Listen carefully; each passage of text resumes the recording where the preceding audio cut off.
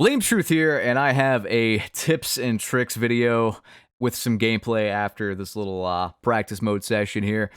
But I want to give you guys some unique tips and tricks. It's so easy for someone who's naturally good at FPS just to be like, aim for the head, bro. You know, jump shot, bro. Slide cancel, bro. But this is going to be for everyone. This is going to be some really unique stuff. I've been playing FPS for the better part of 25 years. While I'm not the best by any means, I know how to get the job done. So I'm going to give you guys some very unique kind of advice this video. These are my settings though. Just kind of, I don't know, experiment with the settings, but also stick with some settings so that you can build up some muscle memory. Because if you keep changing stuff, you'll never get a feel for what you're doing, if that makes sense. Like your brain can't adapt that quickly. So use some settings and then make sure aim assist is on if you're using controller, of course, but use some settings and then just see how they feel after 5 games. If you don't like how they feel, then switch to something else. But you can run mouse and keyboard both in this game if you want. I see no real benefit or like negative to either one. Pick what you want. You have input-based matchmaking as well if it really bothers you. These are the settings I use though. Make sure that everything is, on as far as aim assist goes. I like linear aim response curve, and I like a 1 acceleration speed multiplier. I tried it on 0. I didn't like how it felt, so I just stick with 1. 60 and 60 on sensitivity. And then last but not least, the controller vibration. Turn this off. You're not an 8-year-old child and you're not a 60-year-old dad. Turn this shit off. It feels like I'm holding some weird Australian sex toy whenever my controller starts vibrating. I just don't like it. It's weird to have something vibrating that close to your crotch as well while you're playing a video game. Turn controller vibration off. All it does is disrupt the more precise aiming you may be doing in this game. So, next, sprinting. We all know how to sprint, but in this game, this is something I haven't really done yet, but I want to start doing it because I was just kind of messing around and figured this out. Whenever I am running straight towards an objective, I feel like a sitting duck to snipers a lot of the time. You're running in a straight line, you're very easy to hit. If they know you're coming from a certain direction, you're just dead meat. So I said, hey, why don't we zigzag a little bit? Because in this game, for whatever reason, you can zigzag quite a bit without breaking your actual sprint, which makes you a harder target to hit. It's kind of like something out of an Indiana Jones movie where, you're just dodging bullets, zigzagging through bullets. But that's essentially it. That's essentially the tip. Just zigzag. You might have a harder time doing this on mouse and keyboard, but on controller, pretty easy. Now, the pistol. The pistol is the fastest sprinting weapon in the game. I think the M9 and the 3-burst pistol are the fastest ones. I could be wrong there. I haven't looked at actual hard data. But if you combine the zigzag method with the pistol, you will be like Sonic on cocaine, man. Fast as fuck, boy. So, with that said, this is another tip that I haven't really seen given out. If you're running a really heavy weapon like an LMG or even an AR, you will notice the speed boost right away if you switch to your pistol and then run to where you want to go, then switch back to your LMG, AR, what have you.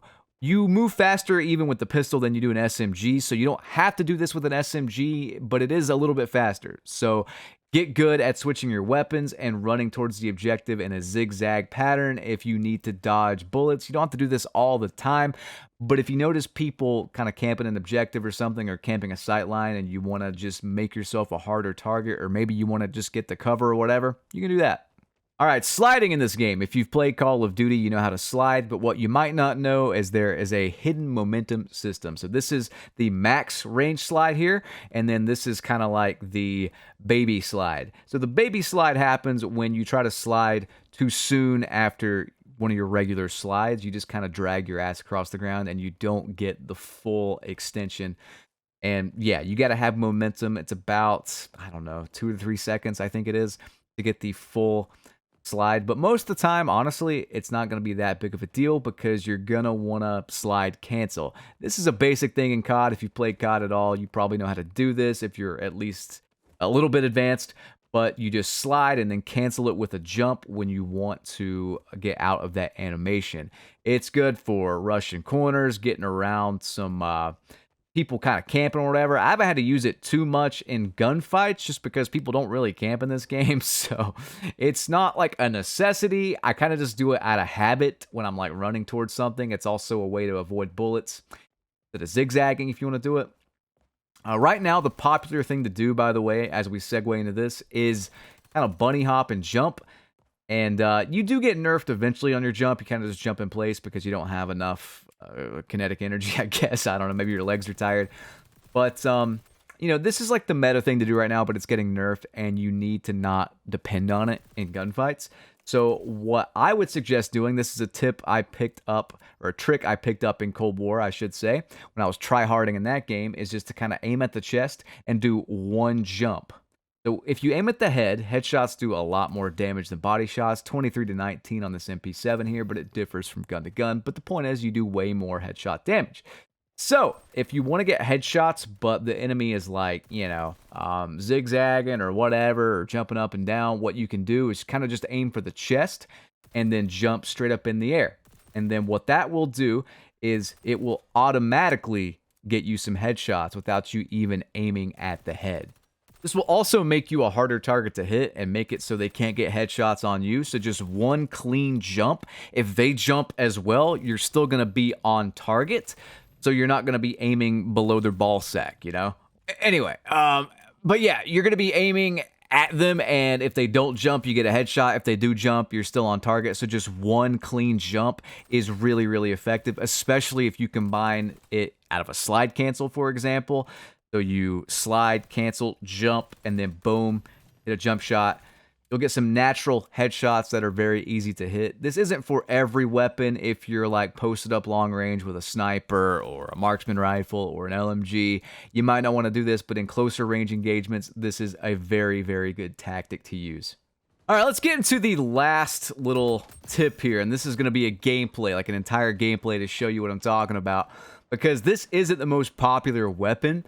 But I just kind of want to talk about this. Now, as far as my FPS skill goes, I will be very humble here, and I will say that, like, I feel like, I don't know, on a scale of, like, F to A+, I'm like a B+ in every category. I don't do anything in particular that's, like, great. I just don't. And this kind of goes for any game, really. Every single game I've played, whether it be competitively or casually or whatever, like I'm pretty much like B+ in every category. So this is random, but I'm gonna segue into it. I used to play Pokemon Showdown, like just competitive Pokemon Wi-Fi battles and stuff like that on the regular, and I used to come across one of the best players ever. Now, I'm a good player, and I played in some tournaments and stuff like that, but I'm not like a pro or anything. I used to come across this one guy who was a pro, or who is a pro, and is one of the best players to ever do it. And I think I came across him 3 different times, and on 3 different times, I beat him. He's the better player. Like, he's the better player than me overall, but on these 3 occasions, I beat him because I don't know why. I just did, you know? I used to play Hearthstone semi-professionally as well. Came across some of the best players in the world at Legend, and while they're better players than I am, I would beat them still in some instances. The reason for this is the fact that I'm this B+ in every category, whereas they may be A+ in one category, then like a C- in something else. Being able to kind of prey on that weakness will give you strength if you're just good all around. You might not be great at one thing, but if you're good all around, you can switch up your game and come out on top. And what do I mean by that when it comes to XDefiant? Well, XDefiant, in every FPS I've played or any game I've played, I make sure to get good at everything. I'm not going to be great at anything, so I'm going to be good at everything. I'm going to be good using a particular weapon that might not be that popular, but I know how to use it to its strengths. It'll catch people off guard. They're not used to it. I remember in Black Ops 4 going for a world record win streak in pubs. We got up to, I think it was 324 before a server crash ended that streak. But the thing I would do whenever like we were on the verge of defeat is I would pull something out. I would like kind of gauge what the enemy team was doing, what they were good at. I would pull something out that they just wouldn't expect, whether it be like an SG-12 with strobe light. Maybe they're too dumb to put on tac mask to counter it, so I'd pull that out and strobe light them. Or if the enemy team were all using like dead silence and they were constantly sneaking up on us, what I would do is use this little thing in the game that not a lot of people knew about. It's like Tracker. And Tracker would like tell you when you are in an enemy's kind of radius or whatever. Fog of War, they called it in that game. All it gave you was like a little eye icon below your minimap, but that was just enough to know that someone was near you. Watch your back. Stop getting shot in the back, you know? It was pretty awesome. Just learning stuff about the game. If you're playing XDefiant, maybe you're not that good and you're watching this video trying to get better. The best advice I can give you is to stick with the game and keep playing it first and foremost, but get outside of your comfort zone and use everything. Use everything in the game. From the moment I started this channel, if you go back and look at all my old gameplays, you will not see me using the same weapon consistently. I'm not going to sit up here on this game, use nothing but the ACR, for example, which is a good weapon, and then let's say the devs nerf it, or I come across someone who's just a better ACR player than me.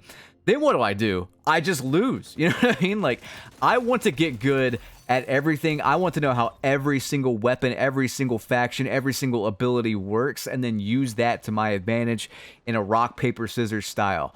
That is the best tip I can give anyone, is to get out of your comfort zone constantly. Even if you suck with something, even if you suck with like the M60, for example, use it anyway. Learn how to like, I don't know, learn its recoil pattern. You might have to pick one up off the ground to clutch the game or something, you know? You might need to use an LMG, and the enemy team are really good at using SMGs like the MP7 or something, or the Vector, and you need to keep them at bay. And the best way to do that is to lock down an area with an LMG, for example. Like, you know, that's the best advice I can give you. That's the best tip I can give you that probably nobody else is going to give you. Don't use the best stuff all the time. Don't use the stuff you're the most comfortable with all the time. Use every single thing in the game, man. Use every single thing in the game. Learn how it works. The devs are pretty committed to this as far as balance and change goes and all that stuff. Listening to the community, listening to feedback. Things are going to change in this game. If you're depending on something, if you're using something as a crutch, make sure you have a backup plan or you're going to get wrecked. By the way, I just want to say real quick, the people in this game sucked ass. So I'm using the M60 just trying to level it up, and I'm still kind of getting my rust off. This is a game I recorded a few days ago. Still trying to get my FPS rust off. But yeah, man, these guys sucked. This is a noob lobby, and the best part about a noob lobby and all the advice I'm going to give you is that if you are against noobs and you're using an uncommon weapon, you can still pop off if you know how to use it. Or you're using like a faction you're not good with, you can pop off just as well as you would with something you are good with if you just use everything, get accustomed to it, get used to it, know how it works, yada yada. So my final tip, if you take nothing else from this video, get out of your comfort zone. I've seen a lot of leaks coming to XDefiant, and I can tell you guys right now, like, this game is going to get quite crazy with the content. You're going to want to know how everything works if you plan to stick with this. I mean, we're talking about spoilers here if you don't want to get spoiled on future content. We're talking about Rayman. We're talking about Assassin's Creed stuff. We're talking about more Far Cry stuff, Rainbow Six Siege stuff, yada yada. We got a lot coming to the game. I think it's going to be like 3 weapons per new season and a new faction, and then like 3 new maps. So even if you like hate a map, like let's say a map comes out you absolutely hate, play on it anyway because you might have to play on it one day and you need to know how it works. Hopefully that doesn't happen though, because I think this, like, I just want to suck this game's dick for a little bit. This game has one of the best like launch map selections I think I've ever seen in an FPS. Arena here is this game's Nuketown pretty much, or this game's like Shoe House. Fantastic map. I would not be surprised to see an Arena 24/7 playlist with just a bunch of different game modes in it. But this game's maps are incredible. Just phenomenal. And I think they're only going to get better as we progress through the seasons and whatnot. Like, this game kind of knows what it's doing as far as maps goes. They really have nailed that kind of Black Ops 2 style. That's the best way I can describe it. Just that Black Ops 2 style of map. And speaking of Black Ops 2, since I'm kind of done talking about all the tips and tricks and whatnot, that's another thing in that game. Like that's to this day my favorite Call of Duty game, one of my favorite FPSs as far as multiplayer goes of all time. In that game, my most used weapon out of the entire roster of weapons was the M12-16 shotgun. Most people considered it like the worst weapon in the game, or at least not very good. But I kept using it, I kept getting good at it, and then towards the end of the game's life cycle, like towards the later seasons of the game, they actually buffed the weapon. When they buffed the weapon, it became even better. I was already owning with it, you know, when it was like in its weaker state. So I'm using the weapon, they buff it, and then I am in heaven. I am wrecking kids on that game, man. I'm telling you guys, I'm not trying to steer you in a wrong direction. And if you guys are kind of like me and you like variety, like, you know, if you get good with everything, you never know what's going to get buffed, what's going to get nerfed. It's good to have that variety, that back pocket kind of thing to turn to when you're in a sweaty match, for example, and you need to clutch something. You pick up a weapon, you know what it does, you know how to use it, you know the damage it does. In closing here, though, it's so nice to be able to give you guys tips again with no skill-based matchmaking in XDefiant. Everything I tell you will actually be of use. There's no rigged matchmaking mechanics in the background. You know, if you want actual skill-based matchmaking, you go play ranked mode when that drops. But for pubs and stuff, all these tips will actually make you better. And I, for one, am excited to keep getting better at this game. It's fun. It's actually fun, again, to get my ass kicked. In Call of Duty, I actually don't get my ass kicked hardly at all anymore because I'm just in this, like, limbo, you know? My connections get worse, or my team gets worse because I mostly play solo, but that's about it. In this game, however, it's like the old days, man. It's like the old days, and I can give you guys actual advice on how to improve and whatnot. And I might make a follow-up video to this down the line. This is just kind of like my rookie old man FPS knowledge I'm sharing with you. But I hope you guys enjoyed this gameplay. It was a lot of fun. The M60 is pretty damn good. I enjoy it quite a bit. I'm going to keep leveling it during this double weapon XP weekend. But anyway, I will see you guys on the next one. Have a good one. Rate, comment, and subscribe. Peace out.